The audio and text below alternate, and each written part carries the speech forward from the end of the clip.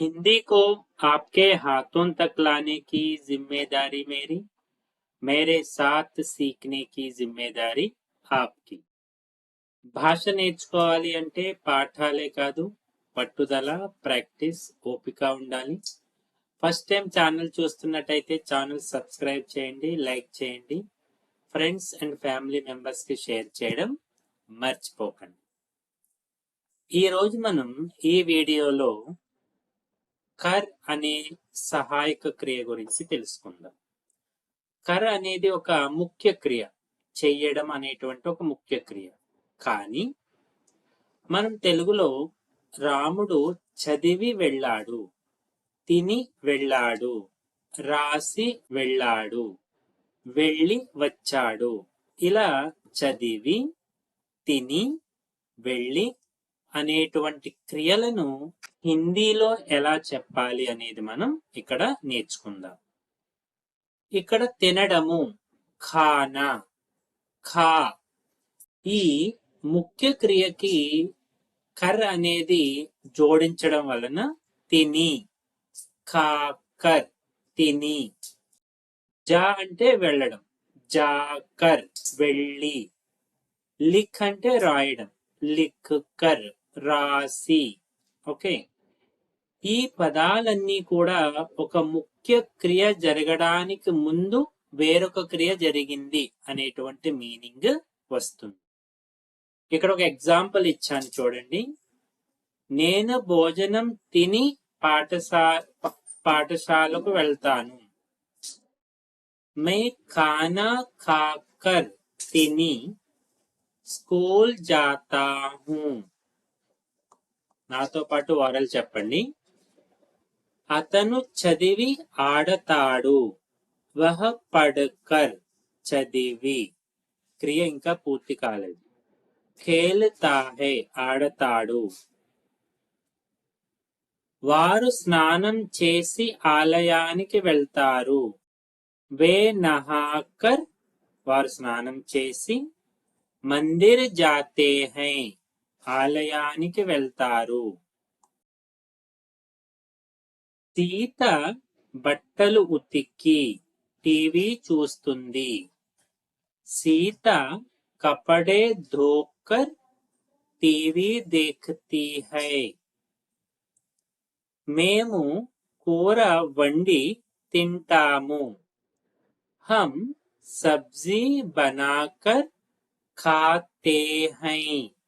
నాతో పాటు వారలు చెప్పండి. పిల్లాడు పాలు తాగి, బచ్చా दूध पीकर सोता है. నీవు చదివిన తరువాత ఆడతావు. तुम पढ़ाई करके, చదివిన తరువాత, खेलते हो, ఆడతావు. చదివి ఆడతావు, చదివిన తరువాత ఆడతావు. నేను బ్రేక్ఫాస్ట్ చేసి పని చేస్తాను.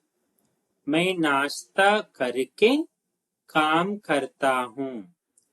ఈ కర్ ప్లస్ కర్, కర్ కర్ అనేది చాలా ఆడ్ గా ఉంటుంది కదా వినడానికి. కర్ ప్లస్ కే, కర్కే అలా మారుతుంది. ఆమె పూజ చేసి పాఠశాలకు వెళ్తుంది. వహ పూజా కర్కే స్కూల్ జాతీ హై. రాము చేతులు కడిగి భోజనం తింటాడు.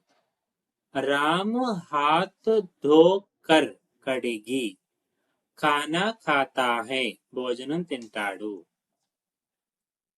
నేను భోజనం తిని టీవీ చూశాను. मैंने खाना खाकर టీవీ देखा. అతను పాఠశాలకు వెళ్ళి తిరిగి వచ్చాడు. వహ స్కూల్ జాకర్ వాపస్ ఆయా. మేము పని పూర్తి చేసి విశ్రాంతి తీసుకున్నాం. हमने काम खत्म करके, పూర్తి చేసి, ఆరాము కియా. నీవు చదివి పరీక్ష రాసావు. तुमने पढ़कर परीक्षा दी. అతను టీ తాగి ఏమీ చెయ్యలేదు.